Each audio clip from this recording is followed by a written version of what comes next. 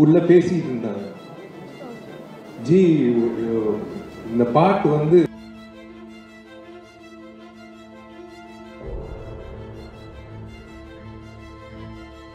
Hero Vishal అనగానే ముందుగా గుర్తొచ్చేది 6 అడుగుల ఎత్తు, 6 ప్యాక్ బాడీ,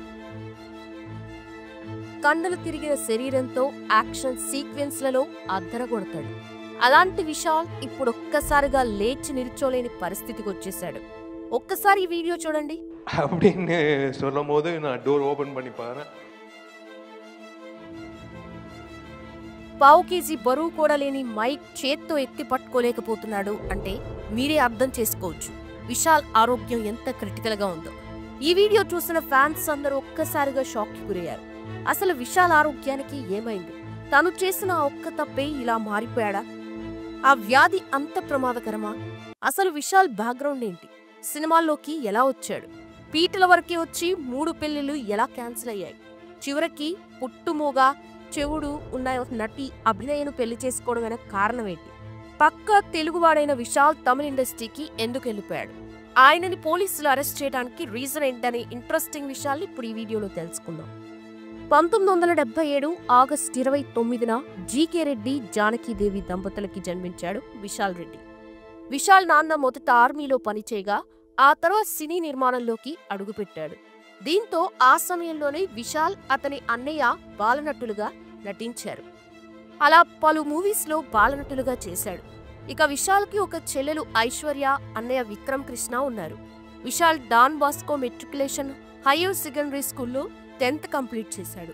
తర్వాత ఇంటర్ పూర్తి చేశాక డైరెక్టర్ డిపార్ట్మెంట్ మీద ఇష్టంతో అసిస్టెంట్ డైరెక్టర్గా ఎవరి దగ్గరైనా చేర్పించమని వాళ్ళ నాన్నని అడిగాడు. అయితే వాళ్ళ అమ్మగారు అందుకు ఒప్పుకోలేదు. నువ్వు డిగ్రీ పూర్తి చేశాకనే ఏదైనా చేసుకోమని చెప్పారు. విశాల్ అందుకు ఒప్పుకొని లయోలా కాలేజ్లో చేరి విజువల్ ఎఫెక్ట్లో కమ్యూనికేషన్ చేశాడు.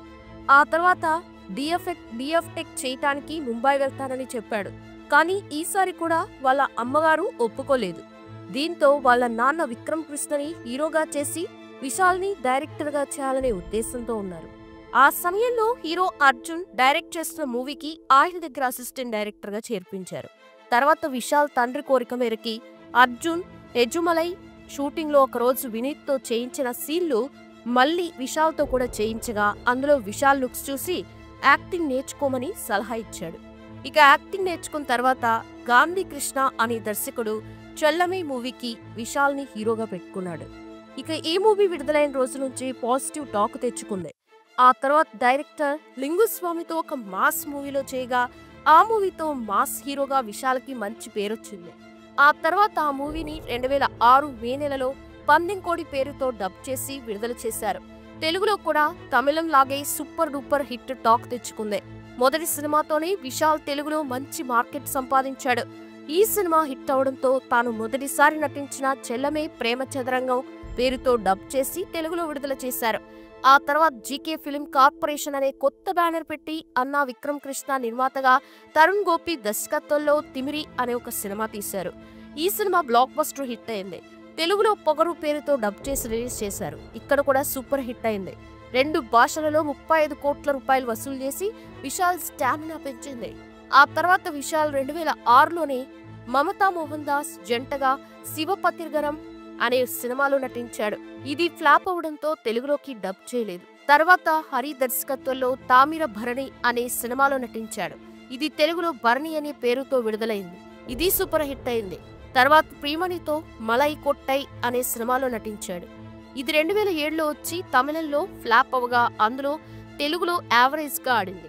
తర్వాత తమిళంలో జీకే ఫిల్మ్ కార్పొరేషన్ బ్యానర్ మీద తెలుగులో భారీ బడ్జెట్ 25 కోట్ల రూపాయలతో సెల్యూట్ నిర్మించాడు వాళ్ళ అన్నయ్య. తమిళంలో సత్యం పేరుతో డబ్ చేశారు. 2 చోట్ల ఫ్లాప్ అయింది. మళ్ళీ వీళ్ళ సొంత ప్రొడక్షన్లోనే తొరణై తీశారు. ఇది తెలుగులో పిస్తాగా వచ్చింది. ఇది కూడా ఫ్లాప్ అయింది. తర్వాత తీరదా విలయమట్టు పిల్లై ఫ్లాప్ అవడంతో తెలుగులో రాలేదు. తర్వాత బాలా దర్శకత్వంలో అవన్ ఇవన్ తెలుగులో వాడు బీడుగా వచ్చింది. ఇక 2011లో వచ్చిన ఈ సినిమా సూపర్ హిట్ అయింది. నటుడిగా విశాల్కి చాలా మంచి పేరు వచ్చింది. ఆ తర్వాత ప్రభుదేవ దర్శకత్వంలో వచ్చిన వేడి అంతగా తట్టుకోలేదు. తర్వాత సమర్, ఇది తెలుగులో వేటాడు వెంటాడు పేరుతో వచ్చింది. ఈ సినిమా కూడా ఫ్లాప్ అయింది. తర్వాత పట్టతాయని, ఇది కూడా ఫ్లాప్ అయింది. తర్వాత పాండినాడు ఇది పల్నాడు పేరుతో వచ్చింది. ఈ సినిమా సూపర్ హిట్ అయింది. దీని తర్వాత నాన్ సిగప్పు మణితన్ ఫ్లాప్ అయినా కూడా తర్వాత వచ్చిన పూజా హిట్ అయింది. అయితే తమిళంలో ఈ సినిమా యావరేజ్ గా ఆడింది. తర్వాత అంబాల తెలుగులో మగమహారాజు, పాయుం పులి తెలుగులో ఎంతవరకు ఈ ప్రేమ ఈ సినిమాలు కూడా ఫ్లాప్ అయ్యాయి. తర్వాత కథక్కలి తెలుగులో అదే పేరుతో వచ్చింది. తర్వాత వచ్చిన మరుదు తెలుగులో రాయుడు తెలుగులో సూపర్ హిట్ అవగా దీని తర్వాత వచ్చిన కత్తి సందై తెలుగులో ఒక్కడొచ్చాడు పేరుతో వచ్చింది. అయితే ఇది మాత్రం ఆడలేదు. తుప్పరివాలం తెలుగులో డిక్టేటర్, ఇరంబు తిరై తెలుగులో అభిమన్యుడు ఈ రెండు సూపర్ హిట్లయ్యాయి. తర్వాత 2018లో పందెం కోడి 2 వచ్చి సూపర్ హిట్ అయింది. కానీ పార్ట్ 1 రేంజ్ ని అందుకోలేకపోయింది. దీని తర్వాత ఎన్టీఆర్ నటించిన టెంపర్ మూవీని అయోగ్య పేరుతో రీమేక్ చేశాడు. ఆ తర్వాత వచ్చిన యాక్షన్ ఈ రెండు కూడా యావరేజ్ గా ఆడాయి. ఆ తర్వాత తుప్పరివాలన్ అదే డిక్టేటర్ 2 వచ్చింది. విశాల్ ఏదైనా సమస్య వస్తే సినిమాలో ఎలా ఫైట్ చేస్తాడో రియల్ లైఫ్ లో కూడా అలాగే ఫైట్ చేస్తాడు. జల్లికట్టు కోసం పోరాటంలో తనే ముందున్నాడు. అలాగే సీనియర్ ఆర్టిస్ట్ కి పెన్షన్ ఇవ్వడం కోసం ఒక బిల్డింగ్ నిర్మించడం కోసం విశాల్ చేసిన పోరాటం గురించి తమిళనాడు మొత్తం ఒక పెద్ద సంచలనమే అయింది. తర్వాత కార్తీ మరికొంతమంది హీరోలు అతనికి సపోర్ట్ గా నిలిచారు. ఈ విషయంలో తన అభిమాన హీరో శరత్ కుమార్ తో కూడా విభేదాలు పెట్టుకున్నాడు. ఆ సమయంలో విశాల్ది తమిళనాడు కాదని ఆంధ్రప్రదేశ్ అని నిరూపించడానికి కొంతమంది విశాల్ రెడ్డి తన పేరుతో కాంట్రవర్సీ లేవదీశారు. కానీ అదెవరూ పట్టించుకోలేదు. 2017లో జరిగిన ప్రొడక్షన్ కౌన్సిల్ ఎలక్షన్లో ప్రెసిడెంట్ గా గెలిచాడు. ప్రస్తుతానికి బిల్డింగ్ ద్వారా వచ్చే పెన్షన్తో పేద కళాకారులకి 1000 రూపాయల పెన్షన్ అందజేస్తున్నాడు. అలాగే కొంతమంది సీనియర్ ఆర్టిస్టులని సన్మానిస్తున్నారు. ఇక విశాల్ వరలక్ష్మి ఇద్దరు చిన్నప్పటి నుంచి క్లోజ్ ఫ్రెండ్స్ కావడంతో ప్రేమించుకున్నారు. అయితే వీరి ప్రేమ పెళ్లి వరకు రాలేదు, మధ్యలోనే డ్రాప్ అయిపోయారు. 2019లో విశాల్కి అర్జున్ రెడ్డి పెళ్లి చూపులు ఫేమ్ అనీషా రెడ్డితో అంగరంగ వైభవంగా ఎంగేజ్మెంట్ కూడా జరిగింది. అయితే ఈ ఎంగేజ్మెంట్ కూడా క్యాన్సిల్ అయింది. ఇక ఆ మధ్యనే విశాల్ మూగబదిర అయిన నటి అభినయతో ప్రేమలో ఉన్నాడని, త్వరలో పెళ్లి చేసుకోబోతున్నాడని వార్తలు వచ్చిన సంగతి తెలిసిందే. కానీ అభినయ ఓ ఇంటర్వ్యూలో తమ మధ్య అలాంటిదేం లేదని, ఆయన హీరోగా మాత్రమే నాకు అభిమానం అని, అంతేకాని మేం ప్రేమించుకోలేదని పెళ్లిపై వచ్చిన గాసిప్స్ ని కొట్టిపారేసింది. ఇక 2018 డిసెంబర్లో చెన్నైలోని టీ నగర్లోని తమిళ చిత్ర నిర్మాతల మాండలికలో తాళం పగలగొట్టుకునేందుకు ప్రయత్నించిన విశాల్ని పోలీసులు అరెస్ట్ చేశారు. 2017 ఎన్నికల సమయంలో విశాల్ తన వాగ్దానాలని నెరవేర్చడంలో విఫలమయ్యారని ఆరోపిస్తూ సినీ నిర్మాతలు కౌన్సిల్కి తాళం వేశారు. ఇదిలా ఉంటే తెలుగులో లాస్ట్ రత్నం మూవీలో కనిపించిన విశాల్ ఆ తర్వాత మళ్లీ కనిపించలేదు. దీంతో కోలీవుడ్ లో బిజీగా ఉన్నాడేమో అని అనుకున్నారు. కానీ అక్కడ కూడా పెద్దగా కనిపించలేదు. అయితే ఆయన నటించిన మగధరాజా మూవీ షూటింగ్ 12 ఏళ్ల క్రితం పూర్తి కాగా ఇప్పుడు ఆ మూవీ రిలీజ్ కి ముహూర్తం కుదిరింది.